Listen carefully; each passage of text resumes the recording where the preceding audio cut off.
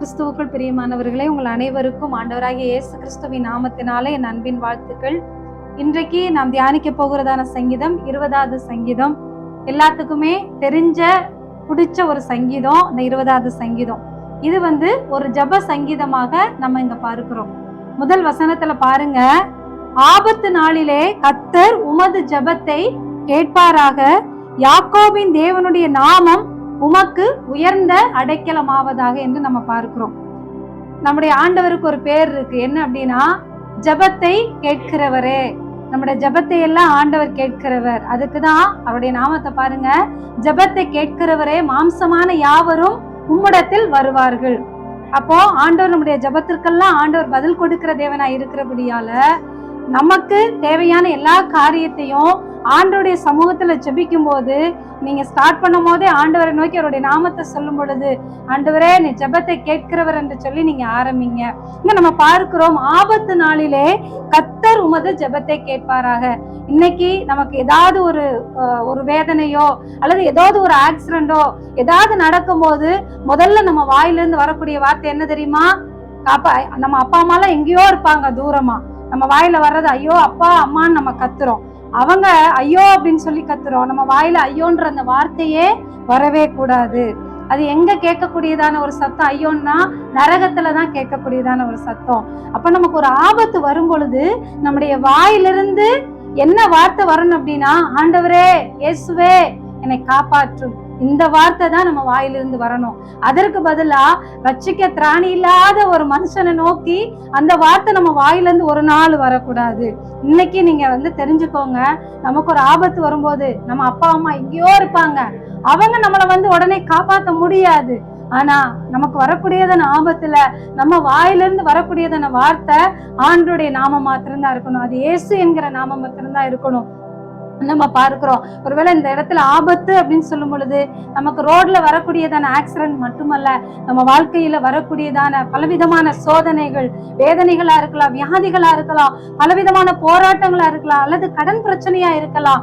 நீங்க நமக்கு வரக்கூடியதான எல்லா ஆபத்துகளிலும் நீங்கள் இயேசுவை நோக்கி நீங்கள் கூப்பிடும் பொழுது, கர்த்தரை நோக்கி கூப்பிடும் பொழுது நம்முடைய ஜெபத்தை ஆண்டவர் கேட்பார். அதை நீங்க என்ன பண்ணக்கூடாது, சந்தேகப்படாம நீங்க ஆண்டவருடைய சமூகத்துல கேட்கணும். இந்த ஜெபத்திற்கு எனக்கு ஆண்டவர் பதில் தருவாரா அப்படின்னு சொல்லி நீங்க சந்தேகப்படாம நீங்க கேளுங்க.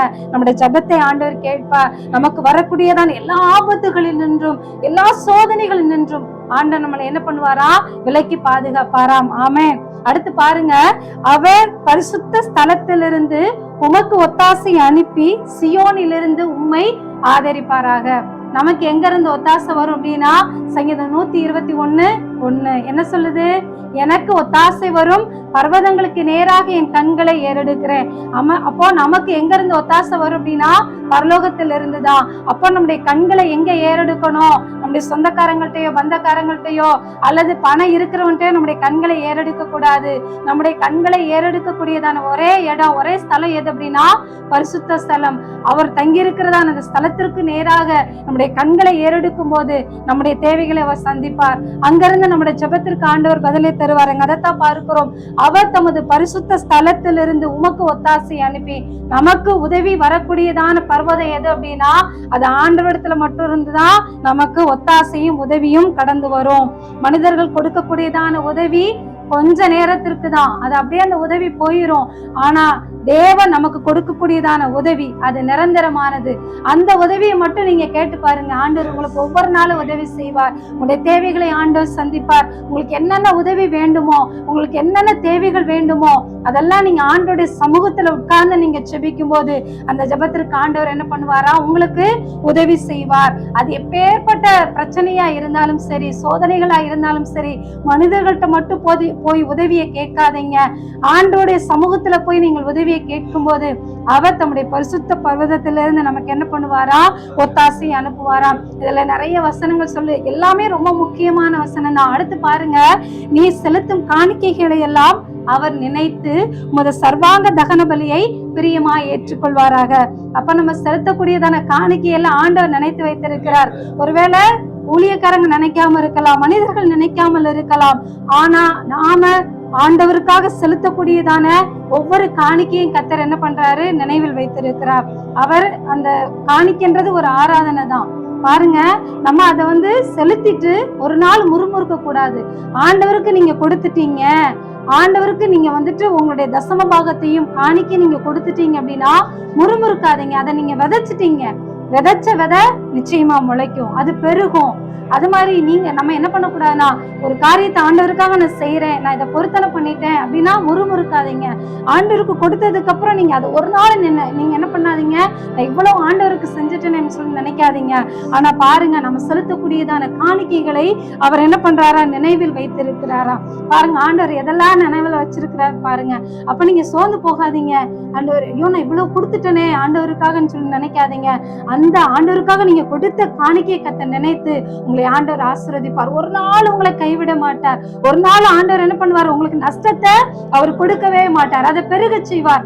ஈசாக்கு விதைத்த போது ஆண்டவர் எப்படி வந்துட்டு பலனை கொடுத்தாரோ 1000 மடங்காய் அவன் பெருகினது போல ஆண்டவர் என்ன பண்ணுவார், உங்களை பெருக வைப்பார். அடுத்து பாருங்க, நம்முடைய தகன பலி அவர் என்ன பண்ணுவாரா, பிரியமா ஏற்றுக்கொள்வாரா. அப்ப நம்ம காணிக்கை ஆண்டவர் பிரியமா ஏற்றுக்கொள்ள வேண்டும் என்றால் நாம என்ன பண்ணக்கூடாது, முறுமுறுக்க கூடாது. நான் இவ்வளவு கொடுத்துட்டேன்னு சொல்லி ஒரு நாள் முறுமுறுக்காதீங்க. அந்த ஆசீர்வாதங்களை ஆண்டவர் உங்களுக்கு என்ன பண்ணுவார், கொடுப்பார். நான் ஊழியத்திற்காக கொடுத்திருக்கிறேன், ஆண்டவர் என்னுடைய தேவைகளை சந்திப்போம். ஒருவேளை நீங்க உங்களுடைய தேவைகள் மத்தியிலையும் ஆண்டவருக்காக நீங்க கொடுத்தது அவருக்கு தெரியும். உங்களுக்கு எவ்வளவு தேவைகள் இருந்திருக்கும், அந்த தேவைகளிலும் நீங்கள் ஆண்டவருக்காக கொடுத்த காணிக்கை ஆண்டவர் ஒருபோதும் என்ன பண்ண மாட்டார், மறக்க மாட்டார். நிறைய வசனத்தை நம்ம பார்க்கிறோம். அதுல பாருங்க, 7வது வசனத்துல பாருங்க, சிலர் ரதங்களை குறித்தும் சிலர் குதிரைகளை குறித்தும் மேன்மை பாராட்டுகிறார்கள், நாங்களோ எங்கள் தேவனாகிய கர்த்தருடைய நாமத்தை குறித்தே மேன்மை பாராட்டுவோம். சிலர் பேருக்கு ரதங்கள் இருக்கலாம், குதிரைகள் இருக்கலாம். இதெல்லாம் என்ன அப்படின்னு சொன்னா, அவங்களுக்கு இருக்கக்கூடியதான பணபலம், நிறைய வந்துட்டு நகை இருக்கலாம், நிறைய லேண்ட் இருக்கலாம், அதெல்லாம் இருக்கலாம். சில பேர் பாருங்க, படிப்பு நிறைய படிச்சிருப்பாங்க, அவங்க நிறைய படிச்சிருக்கலாம், எல்லாமே இருக்கலாம், நிறைய ஆஸ்திகள் இருக்கலாம். இங்க அதைத்தான் நம்ம பார்க்கிறோம், செல்வங்கள் இருக்கலாம். நிறைய பேருக்கு ரதமும் குதிரைகளும் இருந்தாலும் அவர்கள் யாரை குறித்து மேன்மை பாராட்டும்னா, அந்த குதிரையை குறித்தோ அந்த ரதங்களை குறித்தோ மேன்மை பாராட்டாதீங்க. நமக்கு அநேக செல்வங்கள் இருக்கலாம், அநேக நமக்கு ஆஸ்திகள் இருக்கலாம், நிறைய சொத்து இருக்கலாம், நிறைய படிப்பு நம்ம கையில இருக்கலாம், அதை குறிச்செல்லாம் நீங்க மேன்மை பாராட்டாதீங்க. நான் ஒரு வசனத்தை சொல்றேன், ஏசாயா 31:1 நம்ம பார்க்கிறோம். நான் வாசிக்கிறேன்.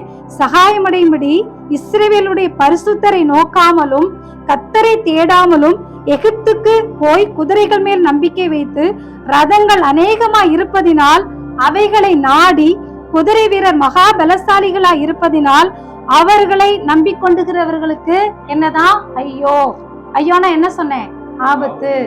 அப்போ உங்களுக்கு இருக்கக்கூடியதான ஆஸ்தியோ அல்லது நகையோ அல்லது பெரிய சொத்துக்களையோ உங்களுடைய படிப்பையோ நீங்க என்ன பண்ணாதீங்க, ஒருபோது நம்பாதீங்க. அது ஐயோ என்று சொல்லி வேதம் சொல்லுகிறது. கர்த்தரை மாத்திரம் நீங்க என்ன பண்ணுங்க, சார்ந்து கொள்ளுங்க. நமக்கு எல்லாமே இருக்கலாம் நம்ம வீட்டுல. நான் நிறைய படிச்சிருக்கிறேன், எவ்வளவு படிச்சிருக்கிறேன் தெரியுமா அப்படின்னு சொல்லிட்டு நமக்கு சில நேரங்கள்ல பெருமை வரும். நிறைய வந்துட்டு பெருமைப்பட்டவங்கள நாங்க பார்த்திருக்கிறோம். ஆனா அது எல்லாமே என்னது, ஐயோ, அது ஆபத்து தான். அப்போ நம்ம அது கீழே உள்ள போட்டிருக்குது, நாம யாரை குறித்து மேன்மை பாராட்டணும் அப்படின்னா, நாங்களோ எங்க தேவனாகிய கர்த்தருடைய நாமத்தை குறித்தே மேன்மை பாராட்டுவோம். சில பேர் பாருங்க, அப்படியே படிப்பை குறிச்சு மேன்மையா இருப்பாங்க. சில பேர் நான் எவ்வளவு சம்பளம் வாங்குறேன் அப்படின்னு சொல்லி பெருமையா இருப்பாங்க. நிறைய பேர் பாருங்க, ஒரு மனிதன் யாரையாவது புகழ்ந்துட்டா, என்னைய அந்த மனிதன் அவங்க என்னை அந்த சார் அப்படி புகழ்ந்துட்டார் அப்படின்னு சொல்லிட்டு நம்ம மேன்மையா இருப்போம், பெருமையா இருப்போம். அந்த பெருமையெல்லாம் ஆண்டவர் என்ன பண்ணுவாராம், அடிச்சிருவாராம். நம்ம வாழ்க்கையில நமக்கு எவ்வளவு நம்ம படிச்சிருந்தாலும் சரி, எவ்வளவு வசதி இருந்தாலும் சரி, நம்மளுடைய மேன்மை பாராட்டுதல் யாரை குறித்து இருக்க வேண்டும் என்று சொல்லி வேதம் சொல்லுகிறது. 1 கொரிந்தியர் 1:30 வாசிக்கிறோம். மேன்மை பாராட்டுகிறவன் கர்த்தரை குறித்தே மேன்மை பாராட்ட கடவன் என்று சொல்லி 1 கொரிந்தியர் 1:30 நம்ம வாசிக்கிறோம். நமக்கு எவ்வளவோ நம்மளுக்கு ஆஸ்திகள் இருக்கலாம், அதை குறித்து நீங்க ஒரு நாள் மேன்மை பாராட்டாதீங்க, பெருமை பாராட்டாதீங்க. அது எல்லாமே இந்த உலகத்தோடு அழிந்து போகக்கூடியது. நம்ம யாரை குறித்து மேன்மை பாராட்டணும் அப்படின்னா, கர்த்தரை மாத்திர குறித்து நம்ம மேன்மை பாராட்ட வேண்டும். நம்மளுக்கு எதுவுமே நம்ம நினைக்கலாம், என்ன எனக்கு, நான் தான் இவ்வளவு படிச்சிருக்கேன்ல, எனக்கு ஆஸ்திகள் இவ்வளவு இருக்குது, நான் யாரையுமே நம்ப வேண்டிய அவசியம் இல்லை என்று சொல்லி நம்ம ஒருவேளை பெருமையா இருக்கலாம். அந்த பெருமையெல்லாம் ஆண்டவர் என்ன பண்ணுவாரா, அழிச்சு போட்டுருவாரு. நாம பெருமை மேன்மைப்படுத்தக்கூடியதான ஒரே ஒருத்தர் யார் அப்படின்னா நம்மளை படைத்த நம்முடைய ஆண்டவர், நம்முடைய கர்த்தராகிய இயேசு கிறிஸ்துவை மாத்திரம்தான் நம்ம மேன்மை பாராட்ட வேண்டும். ஒருவேளை நம்ம படிச்சு அநேக சம்பாதிக்கலாம், லட்சங்களை சம்பாதிக்கலாம், நிறைய போஸ்டிங்ல பெரிய பெரிய போஸ்டிங்ல இருக்கலாம். ஆனா நாம அதை குறிச்சு ஒரு நாள் நம்முடைய வாழ்க்கையில பெருமையா இருக்கக்கூடாது. அடுத்து பாருங்க, சில பேருக்கு ஜாதி பெருமை இருக்கும், குல பெருமை இருக்கும். நான் இந்த ஜாதியை சேர்ந்தவன், நான் இந்த குலத்தை சேர்ந்தவன் சொல்லிட்டு இருக்கோம். ஆண்டவருடைய பிள்ளைகளுக்கு ஒருபோதும் ஜாதி பெருமையோ குல பெருமையோ எதுவுமே நம்ம வாழ்க்கையில இருக்கக்கூடாது. அந்த மேன்மை எல்லாமே யாருக்கு? கர்த்தருக்கு தான். நம்ம எவ்வளவு கோடி சம்பாதித்தாலும் சரி, எவ்வளவு லட்சங்களை சம்பாதித்தாலும் சரி, நம்ம ஒருபோது மேன்மையா இருக்கக்கூடாது. ஒரு பெருமையோடு கர்வத்தோடு நம்ம இருக்கக்கூடாது. நமக்கு கிடைச்ச எல்லாமே எனக்கு ஆண்டவர் கொடுத்த கிருபை. நீங்க தான் ஆண்டவரே, உங்க நாம மாத்திரம் தான் இதுல மகிமைப்பட வேண்டும் என்று சொல்லி நீங்க என்ன பண்ணணும்? ஆண்டவருடைய நாமத்தை குறித்து மாத்திரம் தான் மேன்மை பாராட்ட வேண்டும். நம்ம ரதங்களை குறித்தோ குதிரைகளை குறித்தோ ஒருபோதும் நம்ம வாழ்க்கையில மேன்மை பாராட்டாதீங்க. அது ஆண்டவருடைய பிள்ளைகளுக்கு இருக்கவே கூடாத ஒரு விஷயம். நிறைய காரியங்கள் நம்ம கற்றுக்கொள்ள வேண்டியது இருக்கு. இங்க அதைத்தான் பார்க்கிறோம். ஆண்டவரே, அவங்க எல்லாம் ரதங்களையும் குதிரைகளையும் குறித்து மேன்மை பாராட்டுகிறார்கள். ஆனால் எனக்கு ஒண்ணுமே இல்லை ஆண்டவரே. நான் மேன்மை பாராட்டுகிறது யார் அப்படின்னா என்னை படைத்த ஆண்டவர் இயேசு கிறிஸ்துவை மாத்திரம்தான் நான் மேன்மை பாராட்டுவேன் என்று சொல்லி நீங்கள் ஒரு தீர்மானம் எடுங்கள். ஒருவேளை இவ்வளவு நாட்களாக நம்ம ஒரு தற்பெருமையோடு பெருமையோடு இருந்திருக்கலாம். எனக்கு இவ்வளவு இருக்கு அவ்வளவு இருக்குன்னு சொல்லிட்டு பெருமையோடு இருந்திருக்கலாம். இன்னைக்கு கர்த்தருடைய பிள்ளைகள் இந்த ஆலயத்துல உட்கார்ந்து இருக்கிற நாம ஒரு தீர்மானத்தோடு போவோம். ஆண்டவரே, என்னுடைய பெருமையெல்லாம் நீங்க அழிச்சிருங்க, என்னுடைய மேன்மையெல்லாம் நீங்க அழிச்சிருங்க, உங்களுடைய நாம மாத்திரம் தான் என் வாழ்க்கையில மகிமைப்படணும் ஆண்டவரேன்னு சொல்லி உங்களை ஆண்டவருடைய சமூகத்துல ஒப்பு கொடுத்து விட்டு தாழ்த்து ஜெபிங்கள். ஆண்டவர் என்ன பண்ணுவாரா? நம்மளை கடைசி வசனத்தை பாருங்க, 8வது வசனம், அவர்கள் முறிந்து விழுந்தார்கள், நாங்களோ எழுந்து நிமிர்ந்து நிற்கிறோம். அப்போ ரதங்களை குறிச்சும் ஆஸ்திகளை பணத்தை குறித்து இருக்கிறவர்கள் எப்படி இருப்பாங்களா? முறிந்து விழுந்துவாங்களாம். ஆனா ஆண்டவரை நம்பி இருக்கிற நம்மள ஆண்டவர் என்ன பண்ணுவாரா? தலை நிமிர்ந்து ஆண்டவர் நிற்க பண்ணுவாரா? ஒரு போதும் ஆண்டவருடைய பிள்ளைகளை ஆண்டவர் கைவிடவே மாட்டார். நம்மளை ஆண்டவர் வெட்கப்படுத்தவே விட மாட்டார். நம்முடைய தலை ஆண்டவர் என்ன பண்ணுவாரா? உயர்த்துவார், நிமிரச் செய்வார். யாரெல்லாம் நம்மள வெட்கமா நினைச்சாங்களோ, தாழ்வா நினைச்சாங்களோ, அவங்களுக்கு முன்பாக கர்த்தர் நம்மளை என்ன பண்ணுவார்? மேன்மைப்படுத்துவார். ஒருவேளை இப்பொழுது நம்ம செய்யக்கூடியதான காரியங்கள் அற்பமா இருக்கலாம். ஆனால் முடிவுல கர்த்தருடைய நாம மாத்திரம் நம்ம வாழ்க்கையில உயர்த்திக்கிட்டே இருக்கும் பொழுது ஆண்டவர் நம்ம வாழ்க்கையை உயர்த்துவார், நம்மளை மேன்மைப்படுத்துவார். ஒரு நாள் ஆண்டவர் நம்மளை என்ன பண்ண மாட்டார்? வெட்கப்படுத்த விடவே மாட்டார். அவர்கள் முறிந்து விழுந்தார்கள், பணம் படைத்தவர்கள் விழலாம். ஆனா ஆண்டவரை மாத்திர கதி என்று சொல்லி இருக்கிறதான நம்முடைய வாழ்க்கையில நம்மளை ஆண்டவர் ஒரு நாள் கைவிடாம நம்முடைய தலை ஆண்டவர் உயர்த்துவார். இந்த வசனங்களின் மூலமாக கர்த்தர் நம்ம ஒவ்வொருத்தரையும் கர்த்தர் ஆசீர்வதிப்பாராக. ஆமென். நமது நியூ கவர்னன்ஸ் ஸ்டோன் மினிஸ்ட்ரி சேனலை லைக் பண்ணுங்க, ஷேர் பண்ணுங்க, கமெண்ட் பண்ணுங்க, சப்ஸ்கிரைப் பண்ண மறக்காதீங்க. அப்படியே பக்கத்துல இருக்கிற பெல் ஐக்கானை கிளிக் பண்ணி ஆல்ன்ற ஆப்ஷனை கொடுத்துக்கோங்க. அப்பதான் நாம போடக்கூடியதான வீடியோஸ் எல்லாமே டெய்லி உங்களுக்கு நோட்டிபிகேஷன்ல வரும். God bless you.